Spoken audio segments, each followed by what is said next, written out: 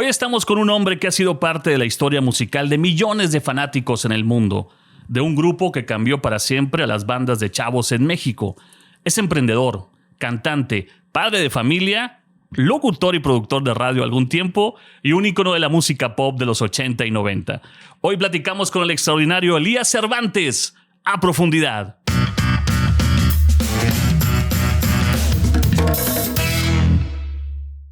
Mi querido Elías, bienvenido a Profundidad. Gracias. Brother, ¿cómo estás? Qué gustazo.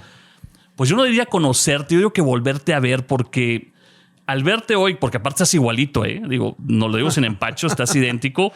Me tocó verte en Viva la Radio, me tocó verte en FM2, me tocó verte en Radio U, me tocó verte como hombre de radio en muchos lugares y verte crecer con la historia de Magneto. Qué gustazo tenerte. Bienvenido, brother. Gracias, Carlos, por invitarme. Es un placer estar aquí y pues recordar viejos tiempos, ¿no? Ahorita hablar de tema de la radio, qué increíble es hablar de la radio. Yo podría hablar horas de la radio porque crecí en la radio y es algo fascinante. El mundo de la radio, lograr que la gente se quede escuchándote. Es precioso. Es increíble. Sí. O sea, lograr que la gente se imagine lo que tú estás transmitiendo y que los lleves a ese mundo, que los puedas hacer olvidar por un momento de un mal rato, o del tráfico, o del enojo con la esposa o con el esposo. Que saliste mal de casa.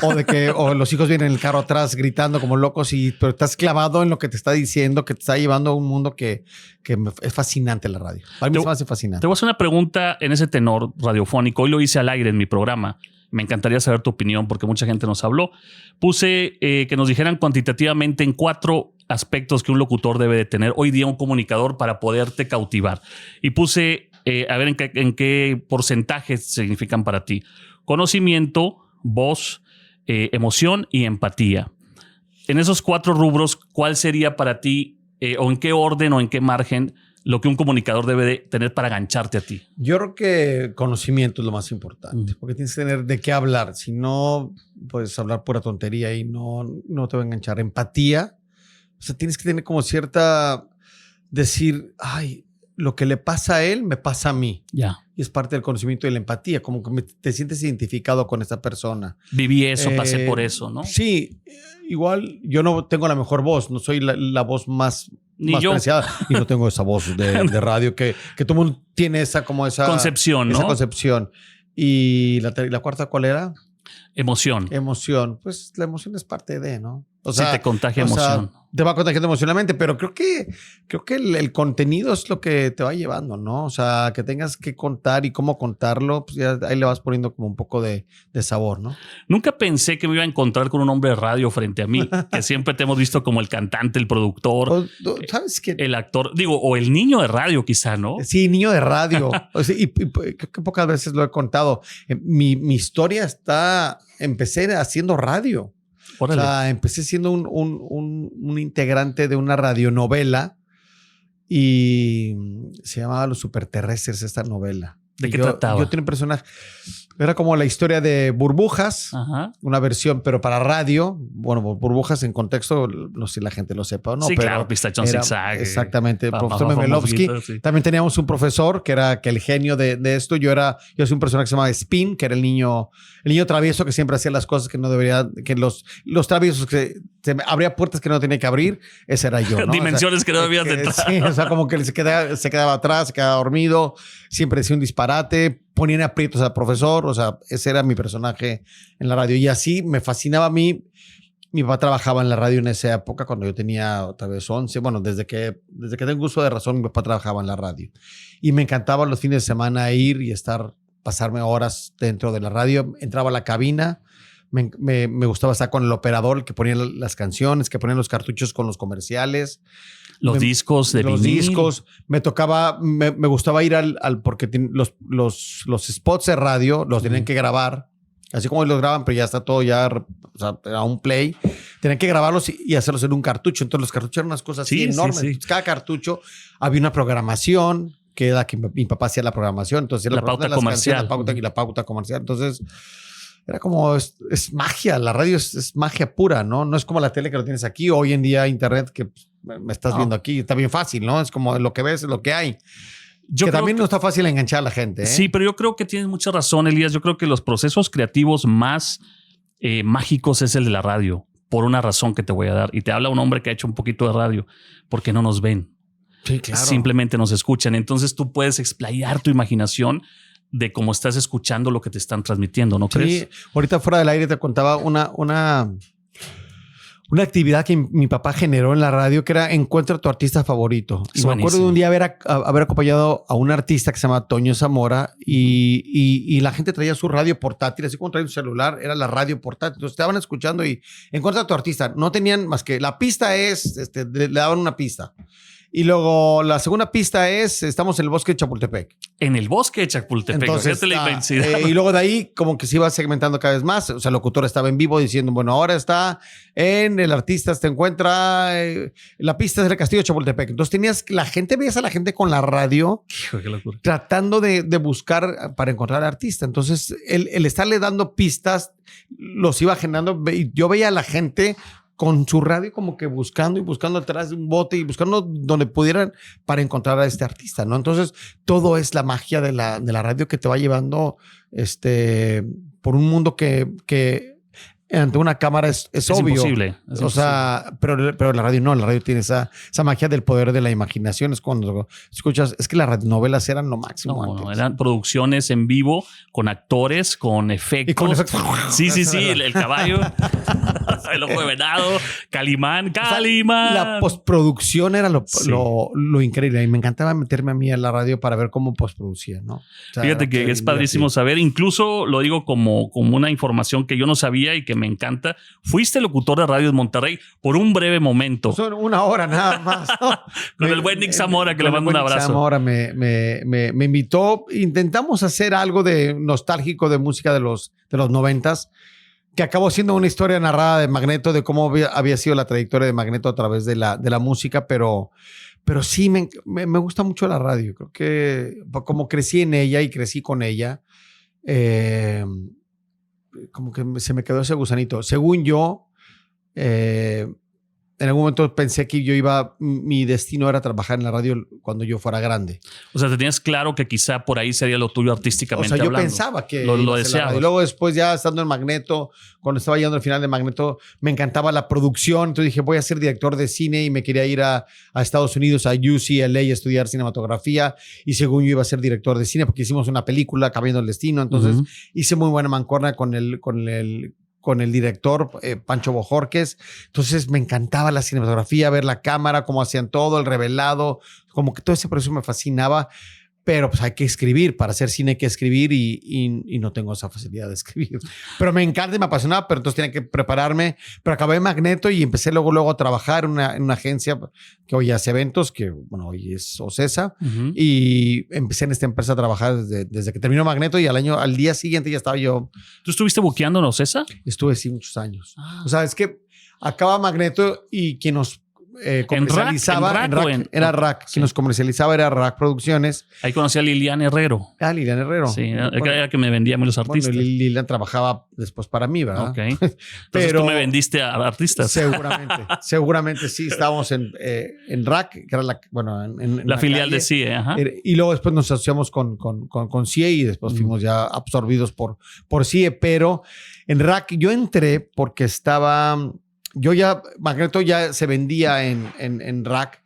Tornamos con nuestro manager y quien me abrió las puertas para tener un espacio en una oficina para manejar el adiós de Magneto fue RAC Producciones. Y ahí empecé como mi historia en RAC. Y uno de los socios en ese entonces era Álvaro Dávila, esposo de Pati Chapoy. Productor musical, claro. Pero Álvaro Dávila, cantante, productor y tal. Master. Y Álvaro se tenía que ir. O sea, bueno, ya no podía estar más porque esta empresa era muy filial a Televisa. Ya. Y Álvaro estaba casado con Pati Chapoy. Pati Chapoy ya estaba en TV Azteca. Entonces había un conflicto de intereses. Y acuérdate que luego Azteca venía con Publimax, Publishow y terminaría en la arena. Se tuvo que ir Álvaro, desgraciadamente. Entonces necesitaban a alguien que viera medios o que tuviera conocimiento de medios, porque era lo que hacía Álvaro Dávila dentro de la empresa. Y me contratan a mí como el director de medios en RAC Producciones. Y me enfrenté a hacer de no saber a tener que manejar la publicidad de los eventos que RAC traía, ¿no? Y luego empezaste a estar en las dos partes porque venías de los artistas. Yo venía de los artistas y entonces entro a esta parte de ser el que... El malo de la película, ¿no? De alguna manera. El que tenía que pautar. Entonces yo para saber cuánto era un cuarto, media pulgada o una octava en prensa, yo tenía que hacerlos. Bueno, yo no hacía los diseños, pero yo tenía que hablar con los dueños con el de la publicidad de cada periódico, hacer las pautas de radio, hacer los acuerdos con la gente de la radio, los acuerdos con las pautas de la gente de televisión. O sea, era un tema medio complejo. ¿Fue nacional, ¿no? Tu puesto? Sí, porque Raque estaba muy nacional. Y luego después... Pues hay que trabajar, ¿eh? Luego después, de los primeros shows que me tocaron fue Disney sobre hielo. Entonces me tocó enfrentarme como a esta historia de tener que conseguir entrevistas para los artistas. Entonces hablar con los programadores de los programas de televisión para decir, oye, mira, pues traigo tantos patinadores, pero ellos no pueden ir, pero es el mundo de Mickey, pero entonces te puedo llevar a alguien que se encarga de algo. Entonces, de hablar del tema. De hablar. Y me acuerdo un día que estuvo bien padre porque fue como mi primera experiencia. Dijimos, la única manera que la gente puede ver a Mickey Mouse y sus amigos son botargas. Y las botargas no pueden estar más de 30 minutos con la botarga puesta, por ley en Estados Unidos. Qué buen dato, no sabía. Entonces dijimos, hagamos un desfile con carros alegóricos, salimos del Auditorio Nacional, llegamos a Reforma, a donde está el Ángel de la Independencia y de regreso, y se acabó el desfile. Si tú duraba 30 minutos. Estaba planeado porque durara 30 minutos. O sea, 15 y 15 de regreso. Era el tiempo que se hacía normalmente. Fue tanta la gente que llegó todo Reforma. Nosotros dijimos, bueno, cuando llegó tanta gente dijimos, hagámoslo nada más de aquí al Ángel y se acabó. Cambio de logística. No nos dio, o sea, llegamos a un punto que yo tenía la gente de Kenneth Fell, que era de Fell Entertainment. Productor, sí. Así o sea, tenemos que parar ya. Que son muy estrictos. Porque ya habíamos pasado el tiempo límite. Era tanta la gente que había en Reforma y casi no había en esa época tantos desfiles que cuando llegamos a Reforma, nosotros habíamos anunciado la ida y el regreso. Cuando llegamos al Ángel, tuvimos que meterlos a los personajes a un camión y salir huyendo. Entonces, las notas al día siguiente fueron: esconden a Mickey Mouse y sus amigos. O sea, nos tiraron. Oye, Mickey Mouse no da la cara. O sea, en lugar de haber sido algo amarillista, ¿no? Sí, fue completamente negativo, pero al final hubo publicidad y eso vendimos una cantidad de boletos. Creo que fue el récord más grande que tuvo Disney sobre hielo. Y Feld es una super empresa porque manejaba el Ringling Brothers. Luego me tocó Ringling, que es un proyectazo. Que era es un circo que en Estados Unidos va en tren. Y va en tres tres escenarios, ¿no? El tren llegó a México. Sí, lo recuerdo. Hicimos eso. Me hice muy amigo de un payaso, David Larible, que era como la estrella. Y yo me agarré de David porque hablaba español. Es mexicano David. Entonces, o italiano. No me acuerdo mexicano. ¿No es argentino? No, pero italiano, y se casó con una mexicana que era trapecista. Pero hablaba muy bien español. Entonces me llevé yo a David a todos los programas de televisión y David tenía la capacidad de enamorar a la gente. Es un ícono ese payaso. Sí. Claro, era la estampa del proyecto. Era el show de, bueno, era el main. Estrella, sí. El main. Y me hice muy amigo de David. Entonces, son de las cosas que recuerdo. Pero ya era un tipo de venir de gorra y tal. De repente ya estaba yo encorbatado, con traje. Oye, ¿te acuerdas de un grupo que se llamaba Magneto? En esa época me molestaban mucho y como que me veía la gente como... Sí, siempre, ¿no? Elías. ¿Tú qué haces aquí como vestido de trajes y tú eres... Pues ya era como mi segunda... Hiciste un crossover, ¿no? Como se dice en la música. Pero radical. O sea, radical. Y luego ya estando en RAC, pues me dijeron, zapatero tus zapatos. Oye, Elías, pues hay que manejar artistas. Entonces empezaron a llegar artistas. Y mi primer artista que me vieron a manejar fue Graciela Mauri. Ah, ya. La hermana de Toño Mauri. La hermana de Toño Mauri, que venía de haber hecho Mundo de Juguete, que había sido una novela súper exitosa, sí. Pero ella quería cantar. Y pues me tocó hacer como la carrera de ella. ¿Tú hiciste el management también de ellos? Sí, empecé a hacer como management dentro de RAC. Ajá. Agarré a ella, hice Irán Castillo, que también venía a hacer novelas. Me tocaban puras mujeres. Y muy guapas todas, buenas cantantes. Sí. Y de ahí un grupo que se llama 3410, que era un grupo que venía de haber ganado un festival de valores Bacardí. O sea, empecé como con esos proyectitos. Y ya después ya me integré a la agencia artística. Y en la agencia era quien hacía como la parte comercial de los artistas y el booking y todo eso. ¿A ti tocó vender a UF? Porque UF se lo vendieron a RAC. Uf, me tocó vender. Sí, entonces tú después me lo vendiste. Sí, Aquí empieza nuestra enemistad. Seguro. Porque antes yo los manejaba directo, pero esa es la historia que te voy a contar en el camino que tiene que ver con tu proyecto. Pero me tocó ver a todos sí, pasaron por ahí. Todos pasaron por RAC, todos pasaron por CIE. Y un proyecto que se llama La Rocola Coca-Cola y La Rocola Coca-Cola era lo máximo. Yo fui conductor de La Rocola. Ahí estaba metido Nacho, ¿no? En La Rocola. Nacho Sáenz. Sí. Sí, claro. Estaba detrás con Boroboy, ¿no? Pero en una segunda parte. La primera parte de La Rocola, yo era artista. Y el primer artista, el primer lugar donde Magneto se presentó en La Rocola fue en Monterrey y fue la primera Rocola fue en Monterrey. Padrísimo, era un camión, me acuerdo perfecto, muy bien hecho el proyecto. Que se abre, que es muy chistoso porque me los volví a encontrar esos stage line hoy en día en el festival Bésame Mucho. Los escenarios son stage line, que son estos camiones que se abren y es un escenario. Entonces La Rocola era ese concepto y el primer lugar que empezó La Rocola fue aquí y yo como cantante. Después ya me salí y ya estaba yo dentro de RAC operaba La Rocola. Yo era el conductor, pero también era quien tenía que buquear a los artistas. Y después ya en el camino aparecieron Nacho Sáenz y Jack Boroboy. Que Jack después fue conductor también una parte, o sea, combinados porque La Rocola se partió en dos. Jack también subía a los escenarios. Y Jack venía de hacer el mundo Jack era conductor de Radio Disney en televisión. Entonces Jack se viene con Natal, creo que se llamaba Natal, era la niña con la que conducía. Entonces ellos hacían Rocola 1 y yo hacía la Rocola 2. Yo conocí a Jack y nos hicimos buenos amigos cuando trajo Rolling Stones, que venía en la operación de Rolling Stones. De hecho, me dio la oportunidad de conocer a los Stones a través de Jack. Y me acuerdo que traían un tema porque los Stones no estaban llenando. De hecho, iban mal con la venta de boletos y nos pidió apoyo de última hora y se lo brindamos y nos hicimos buenos cuates. Yo obviamente sabía que era hermano de Ari, que luego hicieron juntos la gira donde tú participas del 90s, ¿no? O el Pop Sur, que ha sido un fenómeno también.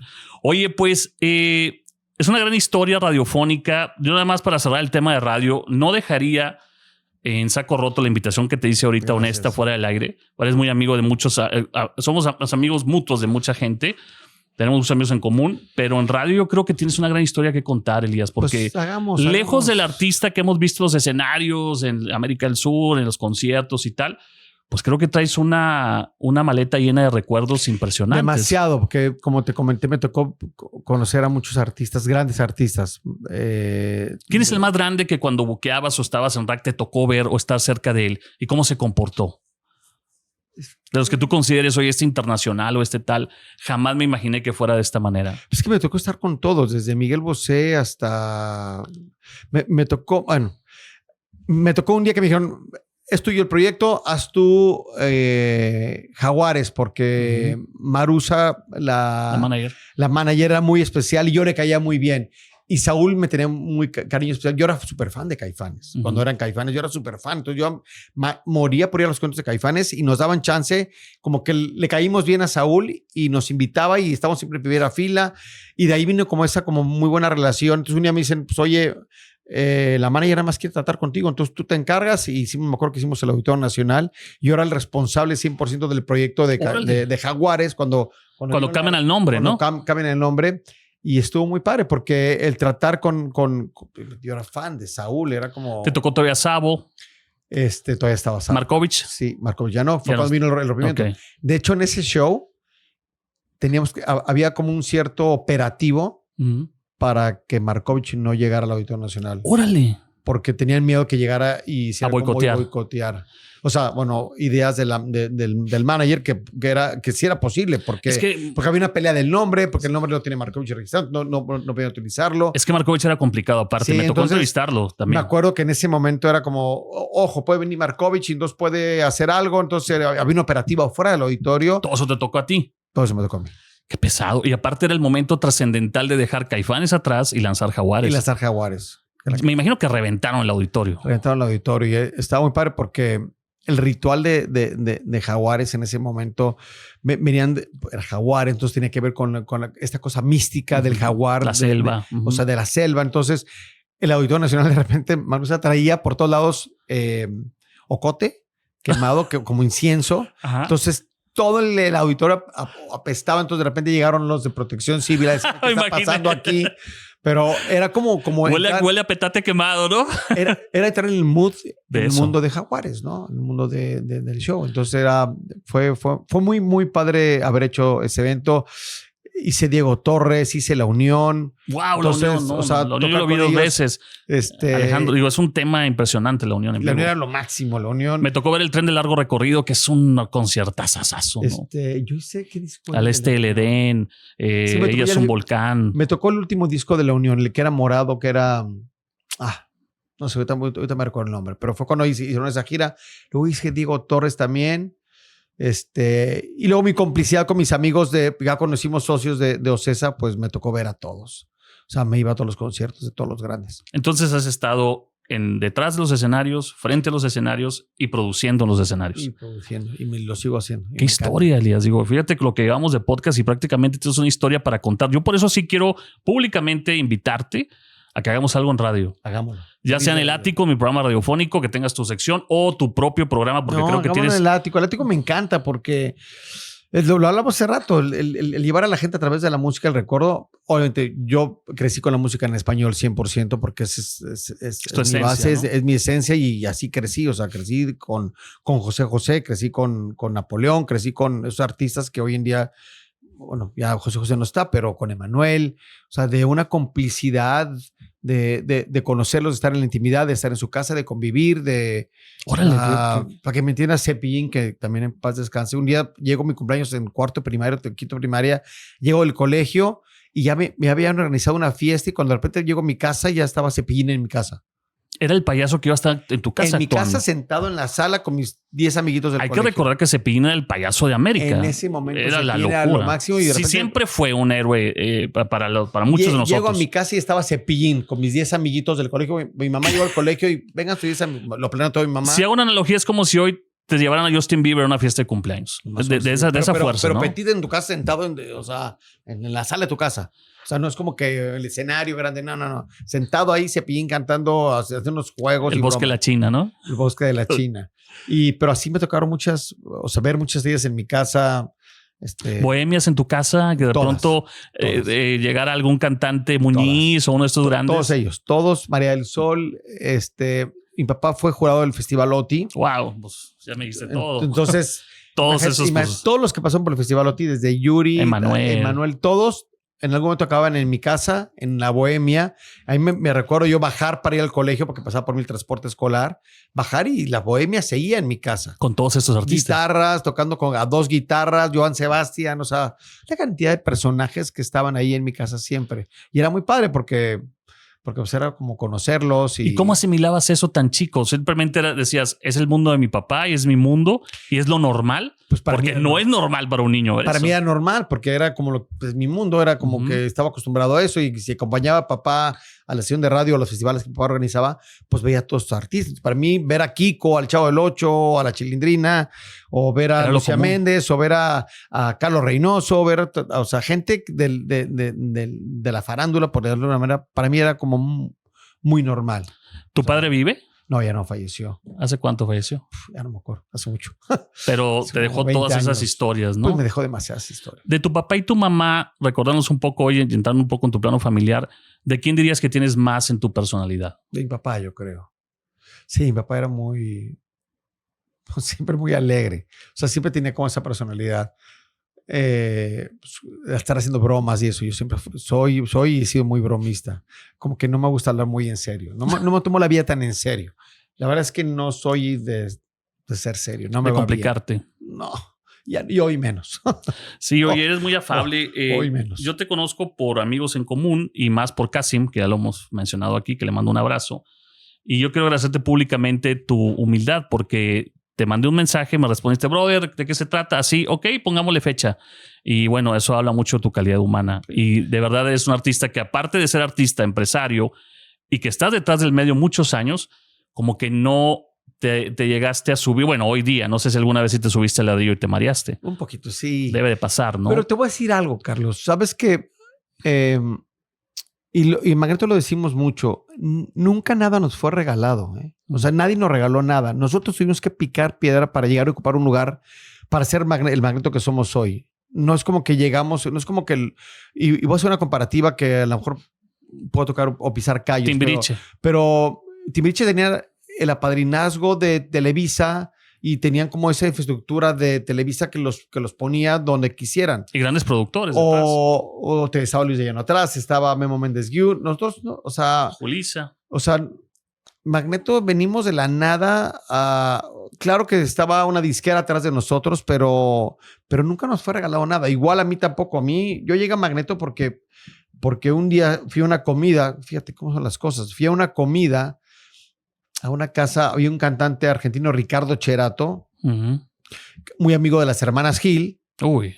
En contexto de las hermanas Gil. Fey. Entonces estaba yo en esta reunión y llego a esta reunión y estaba un personaje que se llama Aníbal Pastor, que Aníbal Pastor era un productor musical argentino que después hizo muchas canciones gruperas para los Mier y para muchos artistas y para los Guarenas del Amor y tal. Y de un día de repente me dice Aníbal, ese día en la comida, oye, tú tienes pinta como de chamo, como de no te gusta estar en un grupo, y ya a menudo ya existía. Entonces dije, pues sí, vamos. Entonces me llevó a un ensayo.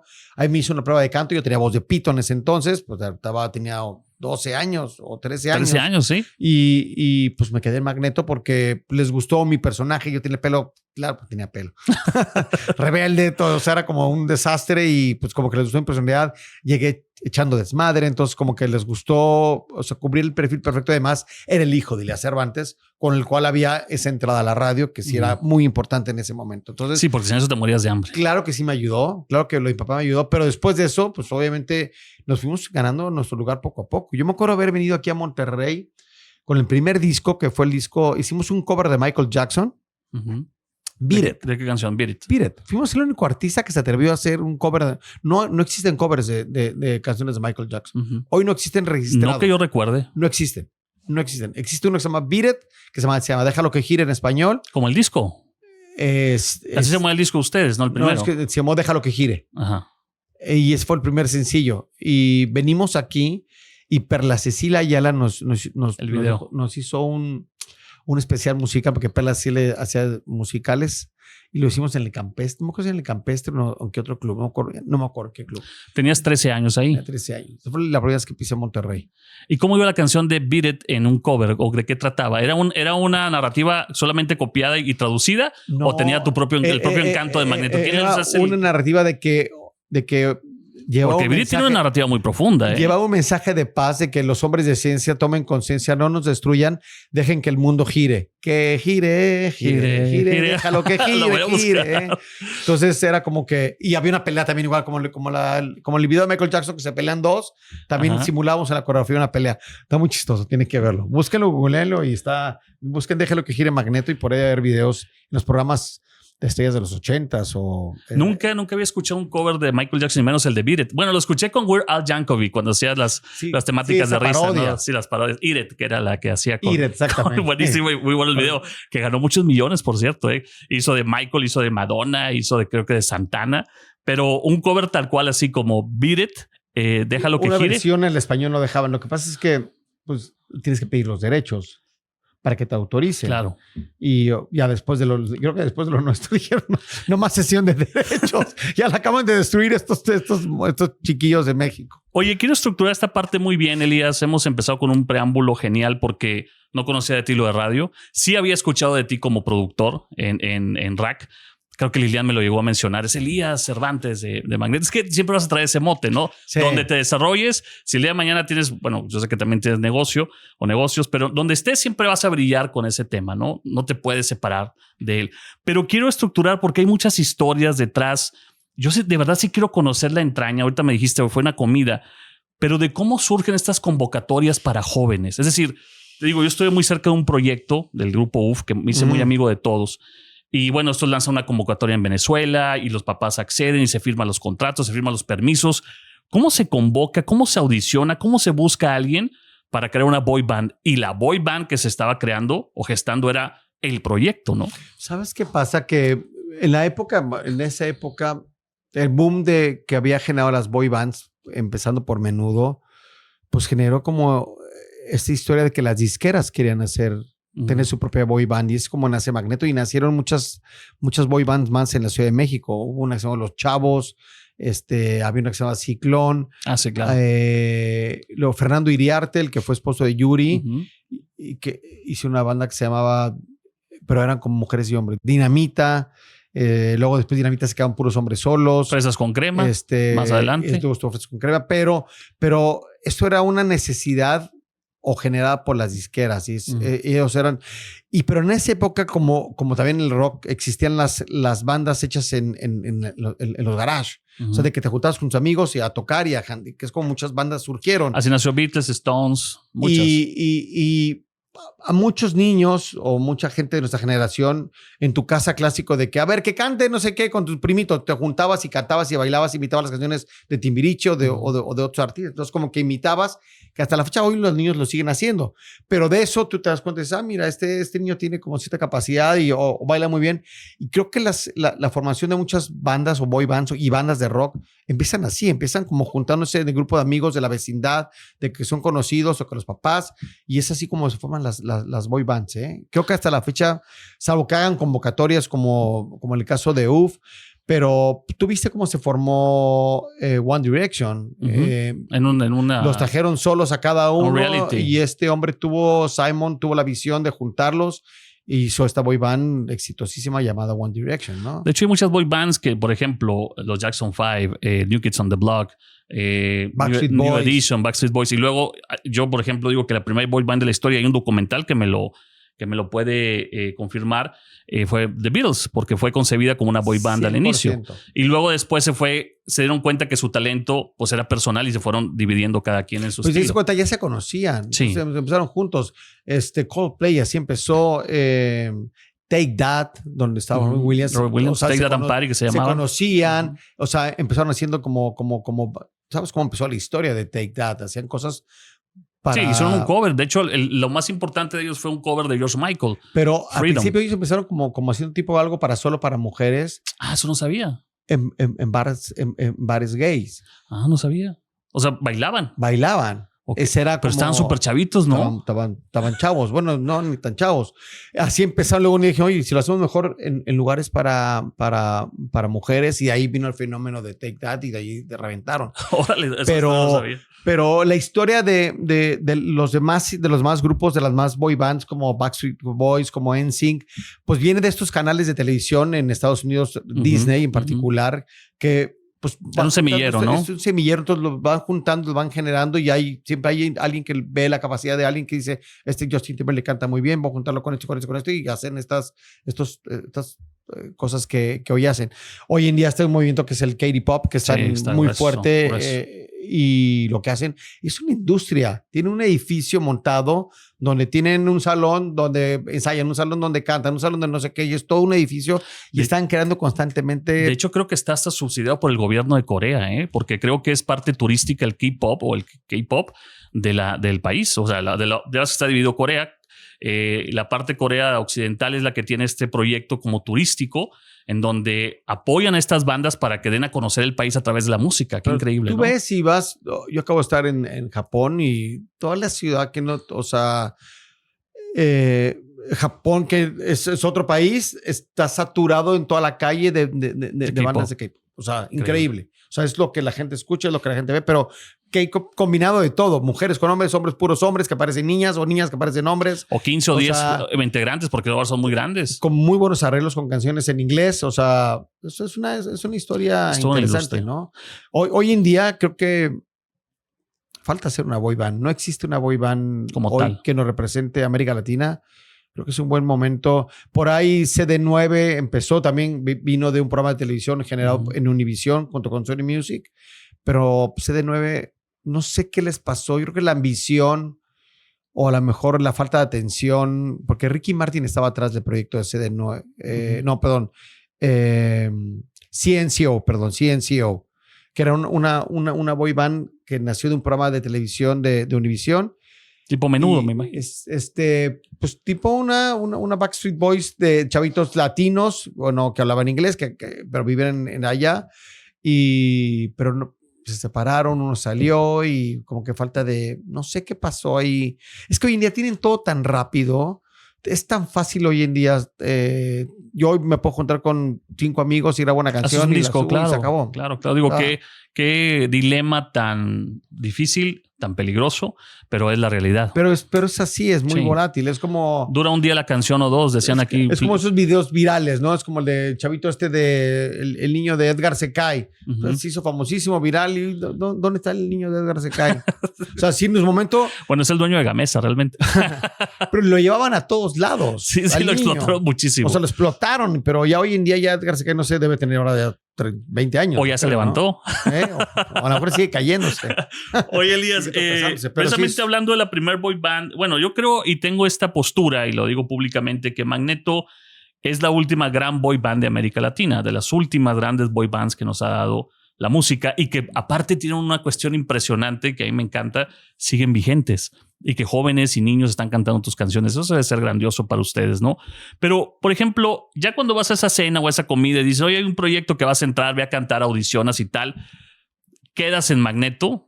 Yo escuché una historia que decía Toño Berumen que le puso Magneto que porque una cinta se iba a borrar, iba arriba de un magneto. Y bueno, lo hizo un poquito romántico el tema de la historia del nombre, ¿no? No sé realmente de dónde venga el nombre de Magneto. Siempre me ha sonado me ha sonado personaje de tiras cómicas como el Magniro.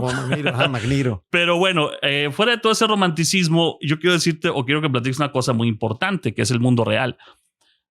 Papá, mamá me aceptaron, tengo 13 años, voy a empezar. ¿Cuál es la reacción en casa con este tema? La reacción en casa era complicada porque lo más importante para los papás, como hoy que soy papá, lo más importante es la formación y la educación de un hijo. Entonces, la condición principal era seguir teniendo buenas calificaciones. Y Magneto solamente podíamos hacer cosas extraoficiales en fines de semana, porque entre semana teníamos colegio y en las tardes tarea y córrele al ensayo. ¿Colegio es ir a la escuela todavía o maestros privados? No, ir a la escuela, llegas de la escuela, comer, tarea y córrele al ensayo.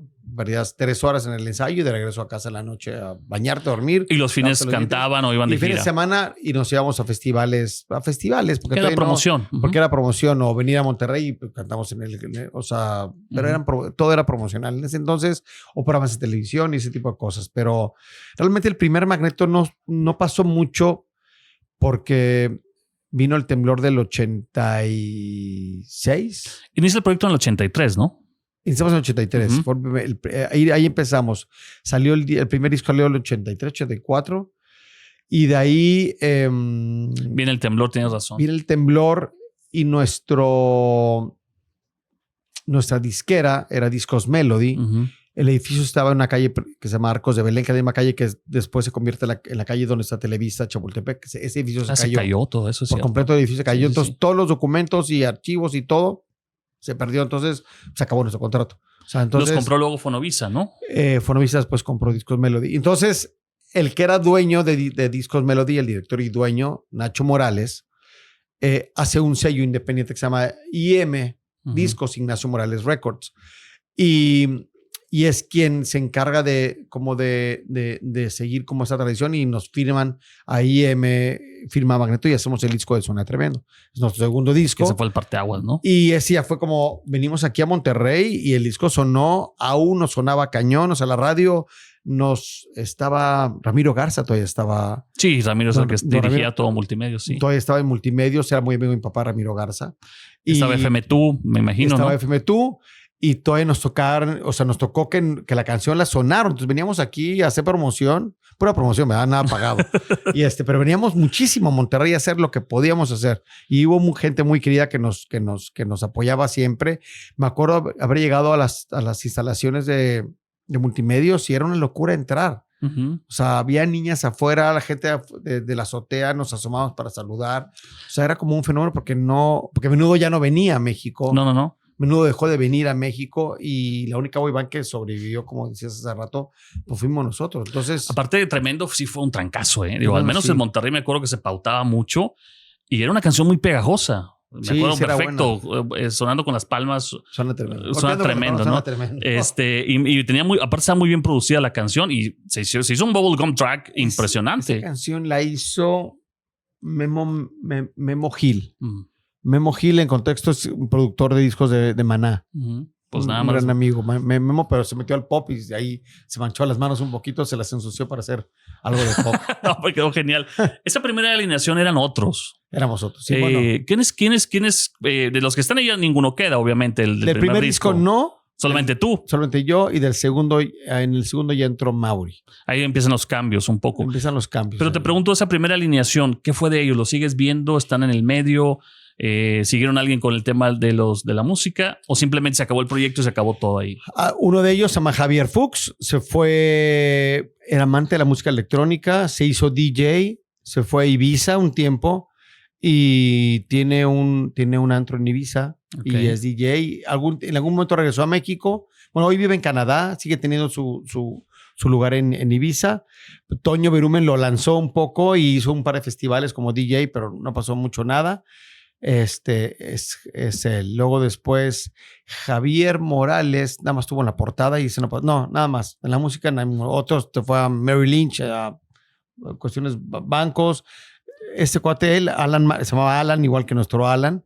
Y un tiempo salió con Faye, ya después de que Faye tronara con Mauri. Pero no, nada, ninguno está en la música. Ninguno permaneció. Uno es maestro en Harvard, el otro, Juan, es maestro en Harvard. Es como que oye, pero siempre que escuchen Suena Tremendo se van a acordar. Sí, claro. Porque es una canción atemporal, ¿no? Claro. Pues imagínate. O sea, llegas a Ibiza y de repente está sonando con el DJ, la puede mezclar y yo creo que la gente se pondría a bailar. Hoy no está pasando muy chistoso que el fenómeno de Vuela Vuela, que ya vino mucho después, pero Vuela Vuela hoy en día los festivales electrónicos de Tulum y ese tipo de festivales. Ahorita Lady C en México hubo 2 DJs que tocaron Vuela Vuela. La versión de ustedes. Sí, wow. Nuestra versión, pero pues con sus sonidos actuales, ¿no? O sea, yo me atrevo a decir que nuestra canción fue más famosa que la original. Vuela Vuela es un cover, ¿no? Yo estoy de acuerdo. Pero la versión de Magneto, fuimos muy afortunados porque tuvimos el director de Sony Music Latin, que vivía en Nueva York, Tomás Muñoz, que es el genio que descubrió a Chayanne, quien dijo, voy a ser de alguien grande, voy a ser a Chayanne. Este cuate lo hizo. Hizo muchos artistas, entre ellos pues, a Magneto, y él tuvo la visión y él fue quien nos dio esta canción. Esta canción, Vuela Vuela, la grabó Chayanne. Ah, no sabía eso. Bueno, intentó grabarla. Ok. No le salió. Cover también. O sea, esa misma versión, Chayanne no pudo hacerla porque cantarle falsete es bien complicado. Y nuestro Alan lo hace de una forma natural que le quedó increíble y hasta la fecha lo sigue haciendo espectacular, pero Chayanne originalmente iba a cantar Vuela Vuela. Sí, a mí me ha tocado incluso en eventos en donde suena Voyage, Voyage y dicen, ¡ay, la canción de Magneto! Exactamente. Porque sí, el cover superó las expectativas y superó en penetración también. Muchas veces la gente nos decía, oye, alguien les hizo su versión en francés. Entonces, sí, qué copiones. Me pasó igual. Es como la de Beat de Michael Jackson. Que no hicieron un cover Michael. Esto es genial. Oye, la logística de empezar, de iniciar el camino para ser una estrella juvenil a tan corta edad, ¿qué se va dejando en el camino a esa edad, a los 13 años? ¿Qué vas dejando poco a poco? Híjole, tienes que madurar muy rápido. Porque es una madurez muy rápida porque te conviertes de ser un niño a tener tus momentos de jugar con tus carritos o tienes que convertirte en tener una responsabilidad. Entonces caes en una madurez mucho más rápida y de bote pronto, si esa madurez conlleva éxito, trae de regreso dinero. Entonces a una corta edad empieza a recibir dinero y la diferencia de lo que nos pasó a nosotros a lo que les pasa a la gente que crea contenido en plataformas, en redes sociales. Nosotros éramos niños de casa y de papás y de mamás que nos administraban nuestros dineros o nos decían qué cuidar y cómo cuidarlo. No teníamos el control absoluto de nuestro dinero, aunque podemos hacer lo que quisiéramos con ello, pero es que fuéramos mayores de edad. Entonces, cuando empieza a haber ingresos, pues empieza a haber un ahorro. Nuestro manager nos dijo, vayan a abrir una cuenta de banco y pues les depositamos su dinero ahí. Entonces, a diferencia como pasa hoy, o sea, la manera de monetizar hoy en día diferente. Es muy, muy diferente, ¿no? Cuando empieza a caer el dinero, eso es un punto importante porque mucha gente, yo viví muy de cerca la historia de ustedes o de muchas bandas que inician en promoción. Y vamos a promoción aquí, vamos a promoción allá y vamos a promoción acá. Yo creo que de 40 grados para acá es cuando empieza como que a transformarse un poco el tema. Y era cuando las disqueras aparte invertían adelantando regalías a las bandas, ¿no? Es así. Mira, la verdad es que nosotros antes de 40 grados, nuestros ingresos, sí vendíamos uno que otro show en teatros del pueblo. Era como que lo que nos mantenía. Pero íbamos mucho a Centroamérica a hacer teletones. Nos pagaban los gastos y nos daban dinero de viáticos. Entonces ese dinero era como nuestra ganancia. Y luego ganábamos del ANDA. El ANDA, las disqueras pagan cada vez que tú vas a cantar un programa de televisión, la disquera tiene que pagarle un dinero como un derecho para actuación a la Asociación Nacional de Actores. Y el ANDA, estás en un registro y el ANDA te pagaba. Entonces me acuerdo perfecto ir a hacer fila al ANDA para cobrar nuestro chequecito, porque cada vez que repetían una actuación nuestra, pues te recibíamos un dinero. Como una especie de regalía. Es una regalía y de ahí ganábamos dinero, y las regalías que Sony, bueno, la disquera nos daban, ¿no? Todo eso iba administrando tus papás. Eso sí. Y luego después mi primer show fue un show que tuve pagado en la Ciudad de México en un lugar que se llama Flash Taco. Flash Taco, una taquería. Que estaba en Satélite, y me pagaron con un billete de 500 pesos que tenían los niños héroes. Ese billete de 500 verde o azulito, lo tengo todavía, ese billete. Órale, qué está como lleno de sangre porque no sé, que mataron un gallo con ese. No. Pero tengo ese billete. Y entonces esa costumbre de guardar el dinero pues siempre estuvo como muy presente a los papás, ¿no? Y si eran bien administrados, porque hay historias que, por ejemplo, hace poco narramos la de Jordi Lemoine, el niño que cantó de bebé. Qué duro ser bebé y que su papá se quedó con todo lo que había ganado, ¿no? En el caso de ustedes, bueno, el tuyo particular, no quiero hablar por los demás porque no están acá. No, todos. Pero todo les fue bien. Cada quien éramos dueños de nuestro dinero, además nuestros papás en un principio pues nos encargaban de decirnos no despilfarrarlo. Pero ya cuando empezó 40 grados y esa época de más dinero, ya éramos mayores de edad, y cada quien 18. Tenía su dinero, y eran otros tiempos. Obviamente se manejaba mucho efectivo en esa época, demasiado efectivo. Había muchos palenques, era un medio por el cual podías cantar, que sigue existiendo, pero ya ha cambiado mucho. Hay pocas ciudades donde hacen palenques. Ya está el palenque de Aguascalientes, el de León. Bueno, pues aquí está el Domocare, que es palenque, pero no se sigan, creo que nada más son los puros shows, ya no hay peleas, creo que no hay peleas. En esa época sí. Estaba el de aquí en Monterrey había como 3 palenques. Aquí en Guadalupe había uno. El de Guadalupe, estaba el de San Pedro, que el de San Pedro era lo máximo. Cantar en el de San Pedro era como wow. No sabía que había un palenque en San Pedro. Hubo palenque en San Pedro y era la joya cantar ahí, porque pues estaba la crema y nata de San Pedro ahí viéndote cantar. Viéndolos cantar. Había mujeres muy guapas. Oye, entre los escenarios, porque empiezas muy joven, a los 13 años, conlleva muchas cosas. Yo me imagino un muchacho de 13 años, siempre me voy a una referencia de mis hijos, ¿no? Mis hijos ya están más grandes de 13 años, o yo mismo a los 13 años, porque yo empecé en radio a los 15, pero tú estabas entre la fama, las fanáticas, los vicios, los antros, los viajes. ¿Cómo afecta a un muchacho de 13, 15, 16, 18 años toda esta temática? ¿Quién te controlaba? ¿Quién te cuidaba en esos momentos cuando estás en el auge de la fama? Mira, Toño Berumen él venía de haber trabajado con Menudo. Y su escuela era Menudo, y la escuela de Menudo era una disciplina total y absoluta, y eso nos inculcó a nosotros. Entonces Magneto era una disciplina total, era como estar en un colegio, como un colegio militar, porque era llegar, trabajar, irte a tu habitación y dormir. No había tiempo para nada. Lo más que teníamos de diversión era, podíamos salir, podíamos bajar a jugar tenis en los hoteles que tenían canchas de tenis. Yo me llevaba mi juego, mi PlayStation o mi Nintendo en esa época, y era como que nuestro esparcimiento, no era estar en las habitaciones 24/24. Nada más salíamos a hacer lo que teníamos que hacer y de regresar al hotel. No teníamos la oportunidad de salir y conocer, y no había ese momento. Era una disciplina total y absoluta. Entonces eso te va formando y te va llevando a tener una vida disciplinada y un orden. Yo, desde que tengo uso de razón en mi casa, yo antes de salir, aunque siempre tenía alguien en mi casa que nos ayude, que ayudaba a la limpieza en el hogar, a mí me encantaba limpiar mi cuarto, me encantaba asear mi cuarto, hacer mi cama. Me encantaba a mí limpiar mis juguetes. No me gustaba que la gente que ayudaba en mi casa se encargara de eso. Me gustaba. Entonces, como que esa disciplina que yo tenía inculcada, la reafirmé en Magneto y Toño era quien nos cuidaba y era una disciplina en absoluto. Teníamos la responsabilidad de tener buenas calificaciones, que me costaba mucho trabajo porque yo era muy disperso, pero pues cumplía con tener calificaciones para poder estar en Magneto, que era lo que más me gustaba. Seguiste estudiando, pues. Entonces, irnos de viaje era lo máximo. O sea, el poder irte de viaje y subirte a un avión a tus 13, 14 años con tus amigos, o sea, eso no era como muy normal. Perdimos muchas cosas de la adolescencia, tal vez. Esas cosas que hoy tus hijos viven, que nosotros las perdimos a lo mejor para bien, porque seguíamos estando dentro de este rigor de disciplina que también nos hacía bien. O sea, nos gustaba tener como esta parte, porque sabíamos que esto era lo que nos gustaba y era lo que protegíamos y cuidábamos, ¿no? Sí, porque se cuentan luego historias y es bueno saber de la fuente, porque tú aparte eres la piedra angular o las piedras angulares de este proyecto, saber que hay mucho gossip, ¿no?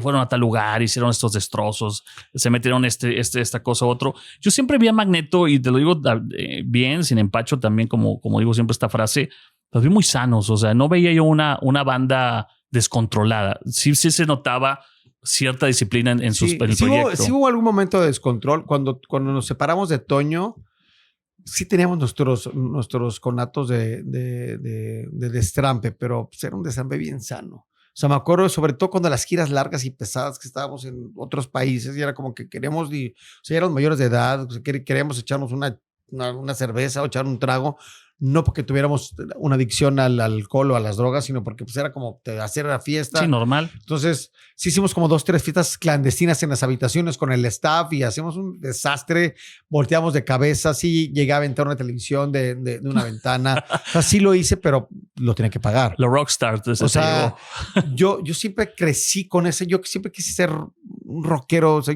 yo tengo un rockero adentro frustrado. En los shows de Magneto aún me pasa, de repente me quiero aventar la batería, aviento las bases, o sea, hago cosas que no son normales, que no debería de hacer. Como Kid Moon. Sí, luego mis compañeros me voltean a ver con cara de, este güey, ¿qué le pasa? ¿No? O sea, pero me gusta pues lo veo y me encanta. Por ejemplo, eso no te pregunté al inicio y lo tenía en mis notas. ¿Tú cantas pop?